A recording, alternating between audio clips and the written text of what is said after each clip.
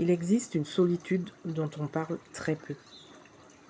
Une solitude que beaucoup d'adultes vivent, même lorsqu'ils sont entourés de personnes. Bonjour et bienvenue sur Naya Conseil. Dans cette nouvelle série, nous allons parler de certaines réalités de la vie que beaucoup de personnes vivent intérieurement, mais dont on parle très rarement. On va parler donc des émotions silencieuses, des situations difficiles et parfois des sentiments que l'on garde pour soi. Donc aujourd'hui, nous allons parler d'une réalité qui est très présente dans notre société. Et cette réalité très présente, c'est la solitude chez les adultes. La solitude que beaucoup d'adultes cachent. Alors, on va déjà essayer de comprendre ce que c'est que la solitude. Parce que la solitude, oui, on pourrait dire tout de suite, c'est quand on est solitaire. Mais quand on parle de solitude, on pense souvent aussi au fait que c'est le fait d'être seul, donc solitaire. Mais en réalité, la solitude peut exister même quand on est entouré. Et oui, on n'y pense pas à ça. Mais même quand on est entouré, on peut se sentir seul. On peut avoir une famille, on peut avoir un travail, on peut même voir des personnes tous les jours et malgré tout, on peut ressentir ce vide intérieur. Et l'explication, elle est très simple. Vous allez voir que franchement, c'est pas compliqué de comprendre.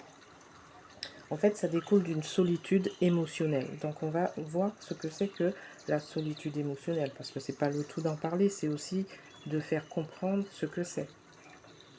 Alors, on se pose cette question. Qu'est-ce que c'est la solitude émotionnelle? Eh bien, on va y répondre. Eh bien, c'est simplement se sentir incompris ou peu écouté. Et cela, même lorsqu'on parle avec des personnes. Vous êtes dans un groupe, vous parlez avec des gens, mais vous ne vous sentez pas écouté. Vous vous sentez même incompris. Donc, j'ai été un peu plus loin pour expliquer la solitude émotionnelle. Et en allant un peu plus loin, je suis tombée sur une phrase de la chanson, d'une des chansons de Michel Berger. Et donc, je vais vous dire cette phrase, c'est « Il manque quelqu'un près de moi. Je me retourne, tout le monde est là. » Vous avez bien entendu la phrase? Il manque quelqu'un près de moi. Donc, on parle de manque. Et pourtant, je me retourne, tout le monde est là. C'est une phrase d'une chanson de Michel Berger. Eh bien, c'est déjà un signe d'un isolement. On a du monde autour de nous, mais on se sent quand même seul. On sent qu'il y a un manque. Ben, c'est un début d'isolement. Et cette phrase, c'est la phrase qui dit tout sur la solitude émotionnelle. Donc, la solitude émotionnelle, c'est quoi? On va l'expliquer. C'est se sentir invisible au milieu des autres. Vous êtes avec des personnes, mais vous ne sentez pas qu'on vous voit. Vous êtes avec tout le monde, vous participez, vous rigolez, mais au fond de vous, quelque chose sonne creux. C'est le vide total. Donc c'est déjà un premier signe de solitude émotionnelle. Le deuxième signe, c'est masquer ce que vous ressentez. Par exemple, quand on répond à quelqu'un, la personne vous a posé la question « Coucou, ça va ?» Et vous allez répondre « Oui, ça va. » Mais vous-même, vous n'y croyez pas à votre « ça va ». Eh bien, c'est une façon de masquer vos émotions. Pourquoi? Parce que vous ne voulez pas inquiéter les autres ou alors vous ne voulez pas aller dans des explications. Si vous dites non, ça va pas, vous allez devoir expliquer pourquoi. Donc pour éviter tout ça, vous dites oui, ça va. Donc vous dissimulez votre émotion et donc de ce fait, vous renforcez votre isolement. Le troisième signe, c'est quand vous allez chercher du réconfort. Alors, où est-ce que vous allez partir chercher ce réconfort? On pourrait se dire, on va aller chercher quelqu'un de confiance, on va aller chercher quelqu'un avec qui je peux discuter. Mais non, vous allez aller chercher ce réconfort dans les écrans, sur les réseaux sociaux, même peut-être dans la nourriture, parce que vous cherchez un refuge. Et ces choses-là deviennent votre refuge. Un quatrième signe de la solitude émotionnelle, pour bien comprendre ce que c'est, eh bien, vous devenez irritable. Et vous le devenez même sans comprendre pourquoi. Vous ne savez même pas pourquoi vous vous sentez irrité. Mais en étant irrité, c'est votre patience en fait qui s'épuise. Et elle s'épuise vraiment très vite. Et rien, mais vraiment un petit détail peut vous agacer. En fait, vous désirez que l'on vous prenne au sérieux, qu'on vous entende vraiment, mais vous avez toujours cette impression de parler dans le vide. Voilà, c'est encore un signe. Et je vais donner encore un dernier signe de la solitude émotionnelle pour vraiment entrer dans la compréhension de ce qui se passe en nous, enfin en nous, je parle en général. Eh bien, c'est quand on se replie après chaque tentative de lien. En fait, on veut créer un lien avec l'autre. Donc, vous allez essayer d'aller vers l'autre, d'aller vers les autres, d'interagir. Mais chaque tentative va vous laisser encore beaucoup plus vite qu'avant. Et du coup, vous restez dans cette bulle où vous êtes dans votre solitude émotionnelle, où vous vous sentez seul. Voilà les 5 signes qui montrent que vous êtes dans une solitude émotionnelle.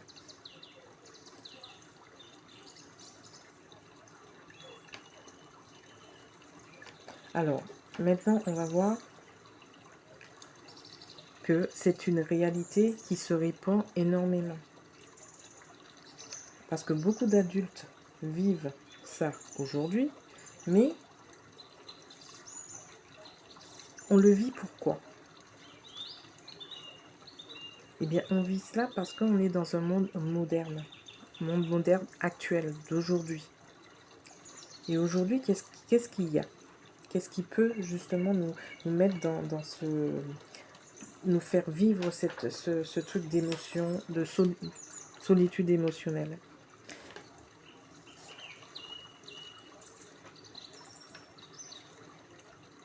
Eh bien, la vie moderne actuelle, elle est très exigeante. Et on pourrait se poser cette question. Est-ce que le monde a trop évolué, trop vite peut-être, ou peut-être mal évolué? On pourrait se poser cette question, parce qu'il y a tellement de choses maintenant que franchement on se demande. Parce que dans notre vie, on peut avoir trop de travail. Quand je dis trop de travail, ça peut être les gens qui travaillent, mettons, 12 heures dans une journée, parce qu'ils ont leur travail, mais après ils font quelques heures sur un autre job pour compléter leur fin de mois, par exemple. Et l'environnement professionnel, on sait que c'est très exigeant, trop exigeant même. Il y a aussi dans ce monde moderne l'individualisme qui est grandissante. Et même quand on est au milieu de la famille, comme je le disais au début, on peut se sentir seul également. Et puis il y a aussi les différentes responsabilités qu'on peut avoir, que ce soit dans la famille, au travail. Ça aussi, ça peut nous faire rester dans notre solitude. Je parlais du monde moderne tout à l'heure. Eh bien, dans le monde moderne, on peut aussi parler de la pression sociale qui pèse sur nos épaules. Les obligations familiales rentrent aussi dans les responsabilités. Donc, les deux, on peut les lier. Et parfois, dans ce rythme, bien, les vraies discussions, elles disparaissent. Par exemple, avant, vous alliez dans un café. vous étiez avec un ami ou deux amis ou un petit groupe, vous discutiez entre vous, vous échangiez, il n'y avait pas d'écran, il n'y avait pas de téléphone sur la table ou dans vos mains. Aujourd'hui, vous allez dans ce même café, quelques temps après, et là, vous êtes un, deux, trois, mais il y a quelque chose. C'est que vous voyez toutes les têtes penchées sur un écran. Ça peut être le téléphone, une tablette ou un ordinateur, mais toutes les têtes sont penchées sur un écran, qui veut dire qu'il n'y a pas de discussion, il n'y a pas de vraie discussion.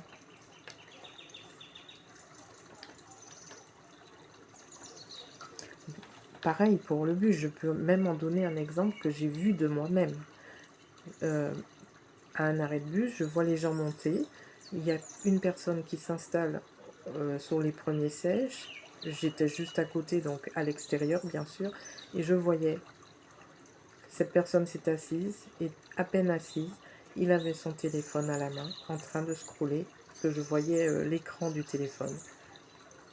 Et donc il scrollait, je le voyais avec son pouce qui bougeait de haut en bas. Voilà, il s'est assis, il n'a plus parlé, il était sur son téléphone. Eh bien, on voit toujours la même chose, des gens qui sont penchés sur un écran et le silence s'installe.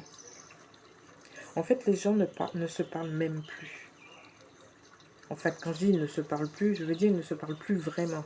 Ils vont, comment dire, tellement qu'ils ne se parlent plus vraiment comme avant, il y a des années en arrière. Eh bien, c'est pour ça que je dis que les vraies discussions disparaissent.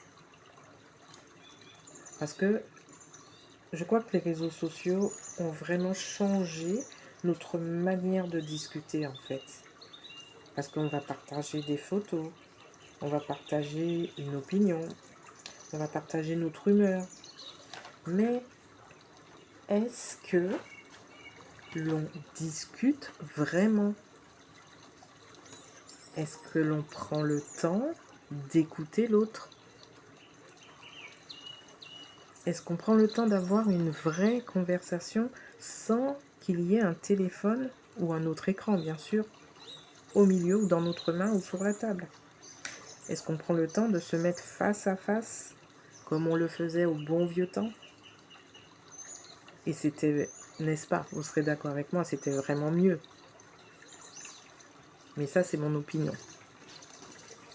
Eh bien, voilà comment on s'isole, ou comment certains se sentent seuls. Parce que les vraies discussions n'existent plus. Et du coup, certaines personnes, eh bien, comme elles discutent plus comme avant, eh bien, elles vont garder tout pour elles-mêmes. Leurs problèmes, tout. Elles vont tout garder. Elles vont pas oser parler de toutes ces difficultés qu'elles pourraient rencontrer ou des problèmes qu'elles pourraient avoir. Non, elles gardent tout pour elles. Et ça, c'est pas parce qu'ils n'ont rien à dire. Au contraire, ils auraient peut-être envie de parler. Mais c'est simplement parce qu'elles pensent que on va pas les comprendre et donc elles gardent tout pour elles parce qu'on leur a aussi appris à gérer les choses toutes seules. En fait, ces personnes, elles ne veulent pas déranger les autres parce que, bon, il est sur son téléphone ou elle est sur son téléphone, je ne vais pas déranger. Donc, ils ne parlent pas. Ou alors, ils vont avoir peur d'être jugés aussi. Et ces personnes-là vont jusqu'à penser que leurs problèmes ne sont pas importants. Vous voyez un peu la gravité des choses. Donc, elles vont commencer à se mettre la pression.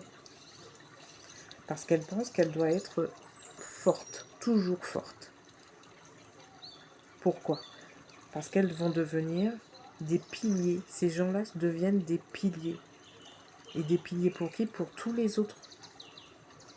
Pour tout le monde, tous ceux qui les entourent. Ils vont devenir un pilier sur lequel les autres vont s'appuyer.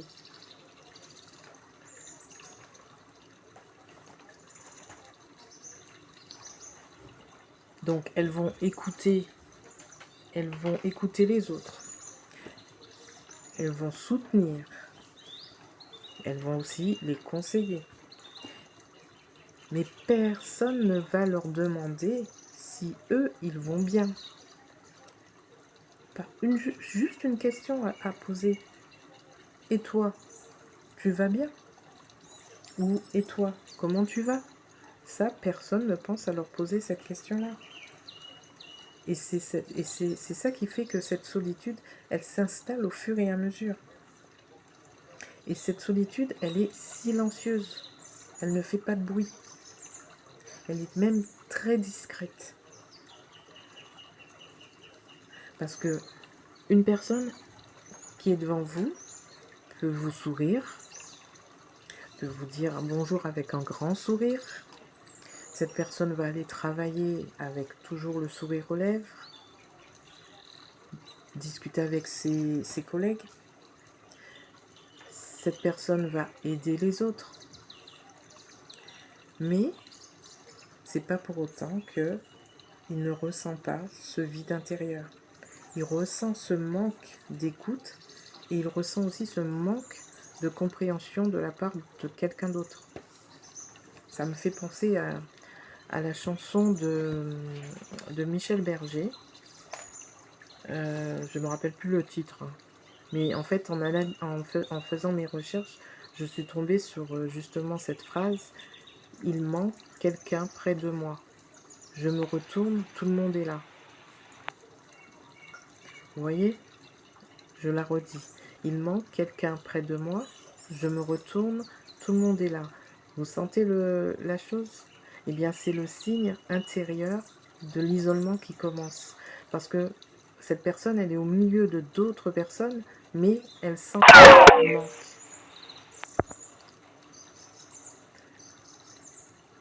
Et donc cette phrase, en fait, elle veut tout dire. Elle dit tout, mais vraiment tout, sur ce que c'est que la solitude émotionnelle.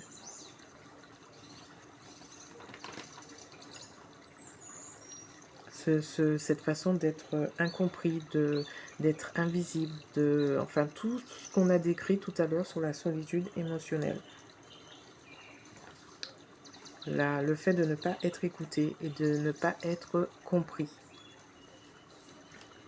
Alors, juste quelque chose, je vais vous poser une question. Est-ce que vous avez déjà ressenti cette forme de solitude où vous vous sentez incompris et peu écouté? Dites-moi en commentaire, écrivez seulement moi en commentaire. Et j'ai un message avant de terminer. Ressentir de la solitude ne signifie pas que vous êtes faible. C'est vrai que dans toutes les situations, on pourrait prendre certaines choses comme de la faiblesse. Mais non, il faut toujours aller encore plus loin. Et là, ce n'est pas de la faiblesse. Ça signifie souvent que vous êtes une personne sensible, une personne attentive